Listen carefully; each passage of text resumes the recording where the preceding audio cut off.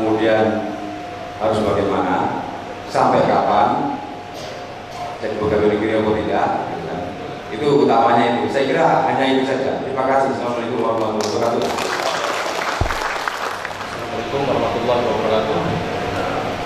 Saya Abdul Holik dari SKMA Angkatan 96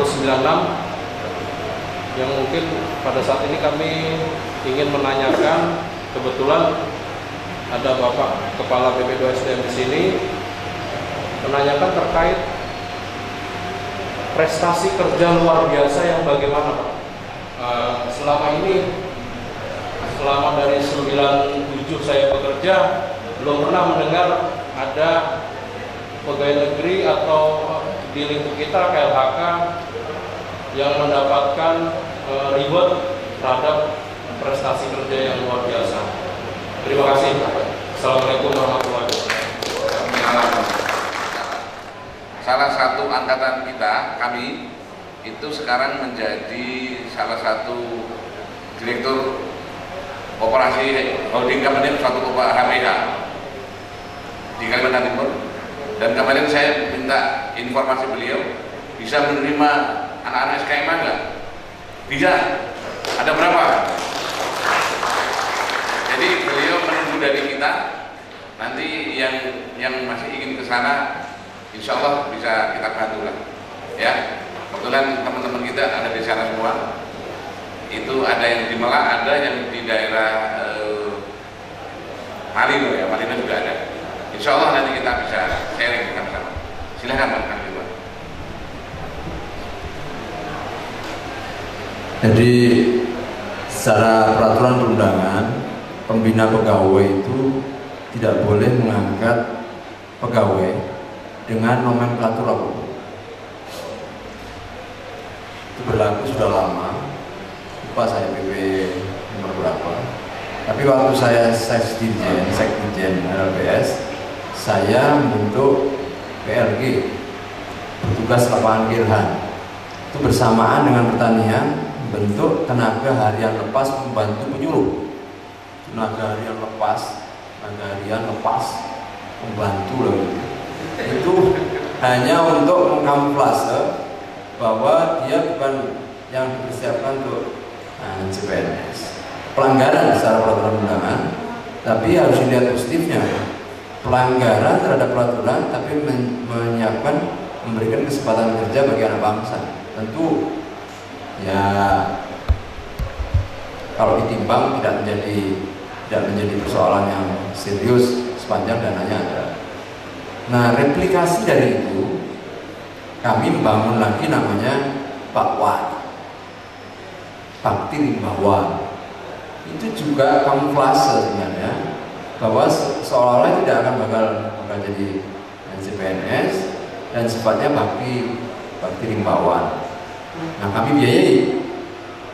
Tahap pertama 2 tahun. Kita nggak tahu lah kalau kemudian ada perubahan kebijakan dari Menpan bahwa yang punya SK Bakwan, artinya punya pengalaman di kementerian itu menjadi poin untuk CPNS, ya syukur, karena sebenarnya Tuhan kan tahu. Tapi kalau tidak, 2 tahun itu bisa diperpanjang lagi. Nah, ini kan sekarang sudah 1877. Itu kami biayai. Nah, masa depan untuk CPNS kami tidak menggaranti. Tapi kalau kemudian formasinya untuk Polhut dan penyuluh, saya akan prioritaskan yang mereka dapat SK sebagai Bakwan. Nah, tapi saya mulai dengan SKMA tahun 2016 ini kita gratiskan dulu. Sekarang ini gratis sampai terus ke depan masuk SMKK ini gratis. Kalau nggak punya ongkos datang ke sekolah dijemput. Dan yang diutamakan adalah masyarakat adat dan masyarakat yang ada di dalam dan sekitar kawasan hutan. Karena apa? Agar mereka nanti kalau lulus kembali ke daerahnya secara sistemik, mengingatkan warganya kalau mau memanfaatkan kawasan boleh, tapi sesuai dengan peraturan undangan. Jadi masanya hanya 2 tahun dan dapat diperpanjang, tapi garansi untuk CPNS tidak. Mungkin saja nanti akan menjadi pegawai dengan perjanjian kerja, mungkin saja dengan itu. Nanti kan ASN tidak ada, adanya adalah pegawai dengan perjanjian kerja. Kita tunggu saja kebijakannya, tapi paling tidak untuk mengisi kekosongan itu Kementerian LHK akan terus merekrut bakwan dalam RPJMN 15.000. Tapi duitnya nggak cukup. Tahun kemarin hanya 380, saya tambahi sendiri 220 dengan tidak membangun gedung. Jadi ada bangunan gedung 7 miliar saya batalkan hanya untuk menambahi bakwan. Jadi bakwannya jadi 600. Nah ini akan kita tambah lagi dengan menghilangkan semua belanja-belanja modal yang tidak perlu, apakah mobil atau gedung, itu hanya untuk bakwan. Jadi yang harus diingatkan pada kawan-kawan sabar, ya, karena kalau berapa detik itu bisa merubah keadaan. Kan kita nggak pernah tahu. Tiba-tiba besok pagi ada kebijakan Menpan bahwa yang punya pengalaman 2 tahun minimal di kementerian, maka dia mengumpulkan berkas atau berkasnya diinventarisir, dites, kan lebih lebih membahagiakan kita. Poinnya itulah. Jadi intinya itu. Tapi kalau belum, kami masih siap memperpanjang mereka. Tapi umumnya kan kadang-kadang menolak ya diperpanjang, kadang-kadang karena kejauhan. Yang ada yang memang belum clear dari saya mungkin soal KPHK ya. Ini belum clear menurut saya, karena KPHK itu ditempatkan di Suaka Marga Satwa dan CA, yang itu lembaganya belum ada juga. Seharusnya yang KPHK itu lembaganya sudah dibentuk dulu. Akhirnya ini dititipkan di TN atau BKSDA-nya. Itu yang mungkin tugas kami yang belum rampung. Jadi kawan-kawan tolong untuk bakwan itu diberi pengertian, sabar itu. Tapi informasi yang kita mungkin dapat adalah penyuluh dan Polhut. Itu akan kita prioritaskan untuk teman-teman SMK atau SKMA, dan bakwan yang berminat kita akan dorong ke sana. Prestasi luar biasa dari ASN itu bukan nilai DP3 atau SKP-nya tinggi, enggak. Apakah dia menemukan sesuatu yang digunakan untuk publik? Misalnya ada telaah peraturan undangan tentang tata usaha kayu yang ditemukan oleh staf BP2HP, bahwa ternyata dengan begitu penerimaan kita menjadi lebih intens dan itu diakui oleh kementerian, maka dia akan dapat kenaikan pangkat luar biasa karena tadi temuannya yang tidak ditemukan oleh dirjennya. Bahkan apa temuan apa? Bapak menemukan kombinasi agroforestry antara apa dengan apa yang produktivitasnya tinggi. Pak, ini mangyo bawahnya ganja, jangan, bukan itu. Temuannya memberikan produktivitas, artinya dalam satuan tertentu produktivitas naik dengan pola 3 strata yang tidak pernah dikemukakan oleh siapapun, termasuk almarhum Profesor Hasan Simon. Itu bisa. Atau Bapak memrakarsa tentang peraturan pemerintah pengganti undang-undang untuk memberi keputusan sela terhadap sesuatu yang bottleneck kalau kita ASN. Jadi harus ada seperti itu. Bukan DP3-nya bagus atau SK, bukan. Dulu memang ada salah. Kan pernah ada di Kementerian Kehutanan begitu 3 orang yang dianggap luar biasa di bawah PPKN. Ini kenapa luar biasa? DP3-nya bagus, DP3 bagus itu wajib. Bukan terus dibesar-besarkan, bukan. Saya ini ada pernah DP3 100 aja. Saya ini eselon 1 pernah DP3 saya 100 loh. Mungkin karena menterinya bingung. Jadi saya belum pernah. Mungkin dianggapnya kalau tinggi itu 100 kayak Mbak tadi itu. Padahal enggak lah, mestinya ya untuk naik berikutnya susah Pak kan. Berarti turun. Jadi saya pernah DP3 saya tahun 2003 100. Bingung, akhirnya 100 lagi. Tapi sekarang diganti SKP agak. Nah itu kan memang DP3 SKP sekarang itu memang harus tinggi. Nah sekarang kan tidak gampang tinggi karena terkait dengan serapan anggaran yang dikelola kan, nggak bisa. Walaupun perilaku macam-macam culture-nya saya naik-naikkan, kalau ini kan serapannya rendah, SKP-nya juga tidak. Jadi prestasi luar biasa Nah itu. Tapi begini, kalau cuma mau naik pangkat 2 tahun sekali, naik pangkat pilihan, itu performa apa? Saya itu 3 kali naik pangkat pilihan 2 tahunan, tambahin 1 kali PP-nya Gus Dur yang berlaku hanya untuk saya naik pangkat. Begitu saya naik pangkat tidak berlaku lagi. Jadi bagi eselon 3 yang masih 4A, setahun naik, saya naik, padahal harusnya enggak. Tapi setelah itu PP itu dicabut. Jadi keberuntungan itu nggak pernah tahu, Pak. Beberapa detik bisa berubah keadaan. Jadi saya dihitung 4 kali, 2 kali biasa yang pilihan itu, 1 kali yang Pak almarhum Gus Dur memberi PP yang semua naik pangkat. Nah, yang seperti itu kan kita tidak pernah tahu perubahan yang tiba-tiba. Bapak misalnya tiba-tiba sekarang ada tunjangan kinerja, kita nggak pernah tahu. Sekarang ada tunjangan kinerja, sudah bagus lah kalau di daerah ada TKD. Jadi prestasi luar biasa itu agar dibedakan dengan orang yang rising star, orang yang jabatannya moncer terus. Belum tentu. Ada orang tuh bottleneck kayak tentara. Saya lama di staf kok. Stafnya tuh lama, mulai tahun 80 lama. Jadi baru tahun 93 13 tahun baru eselon 4. Eselon 4 lama sampai 99. Eselon 4. Nah, eselon 3 cepat. 2 tahun eselon 2, 12 gitu. Nah, itu kadang-kadang nggak ngerti.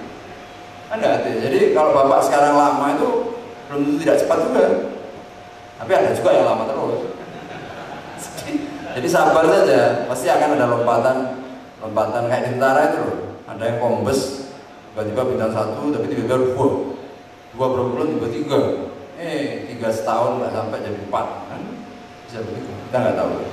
Tapi bukan prestasi luar biasa itu bukan, tapi karena memang jenjang pangkatnya dia selalu memangku jabatan waktu one step down atau 1 tingkat sebelum di bawahnya sana ini. Makanya kalau saya tidak melihat tua-tuaan, kalau saya lihat ya memang orang memang rekam jejaknya bagus, kapabilitas. Karena riwayat saya memang saya kepala balai ya 3D, nggak pernah malas 4A gitu enggak. Jadi bagi 3D 2 tahun sudah bisa dia jadi eselon 3. Saya kira itu Pak. Silakan yang lain. Senang kan? Jadi nanti jangan-jangan teman-teman dinas pindah UPTKP gitu. Tapi masih mau bertanya Pak? Masih? Oke, kita kasih waktu lah. Silakan 2 orang dari kiri. Satu-satu dulu Pak. Izinkanlah nama saya Wasro SKMA Angkatan Kedua 84 Kadipaten. Sekarang saya dinas di UPTD Teknologi Perikanan Balikpapan. Ada beberapa pertanyaan perlu diketahui oleh Bapak Dirjen bahwa SKMA yang ada di Provinsi Kalimantan Timur, alhamdulillah sudah banyak yang menempatkan posisi yang strategis di instansi kehutanan baik di provinsi maupun di kabupaten kota. Ini tidak terlepas daripada hasil daripada pendidikan alumni, pendidikan sekolah yang begitu luar biasa, sehingga kami merasakan sekali keberadaan alumni SKMA terutama di Provinsi Kalimantan Timur betul-betul menjadi garda paling depan dalam hal bidang kehutanan di Kalimantan Timur. Ada suatu pertanyaan yang kami akan sampaikan, mungkin ini skala nasional. Kami ingin tahu, setelah sekarang kalau tidak salah Kementerian Lingkungan Hidup dan Kehutanan itu ada mendirikan UPT gabung penegakan hukum. Kalau tidak salah ada mendirikan UPT di daerah penegakan hukum. Ada yang perlu saya angkat, jangan sampai terulang kembali di provinsi-provinsi lain. Pengalaman buruk kita yang kita saksikan, apa yang terjadi di Sumatera Selatan ketika kita berhadapan dengan hukum, membela artinya kita waktu itu masalah masalah kebakaran hutan, kita dikalahkan oleh pengusaha, untuk kementerian dikalahkan oleh pengusaha. Ini yang menjadikan PR bagi kami sebagai garda hutan di Kalimantan Timur ini. Bagaimana kalau mendapatkan hal-hal yang seperti itu, masalah yang seperti itu ke depan, tidak menutup kemungkinan kebakaran hutan akan terjadi di masa-masa yang akan datang. Kita akan berhadapan dengan pengusaha-pengusaha, dengan illegal lobby. Bagaimana kita cara menegakkan hukum kita untuk betul-betul kita menjadi garda terdepan untuk penegakan hukum di tata kelola kehutanan di Kalimantan Timur. Ini yang perlu barangkali dibongkar oleh Bapak.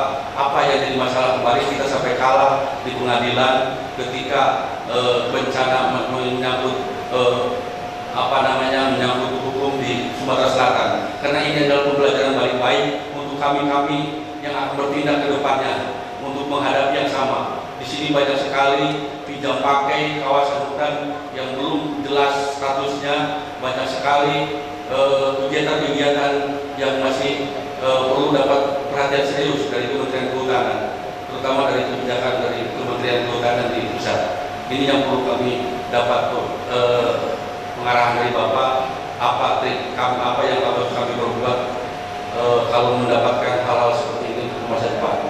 Itu yang pertama. Yang kedua, barangkali Kalimantan Timur, apa yang sudah disampaikan oleh Polres Kehutanan tadi, kita sudah mengadakan moratorium terhadap izin-izin, terutama mengenai izin pinjam pakai tambang sama kebun. Ini barangkali satu langkah yang paling positif untuk bisa diikuti oleh provinsi-provinsi lain. Artinya sebelum pusat menetapkan moratorium untuk kebijakan izin-izin tertentu, tapi Kalimantan Timur sudah lebih duluan membuat perda apa yang disampaikan oleh Kepala Dinas Kehutanan tadi.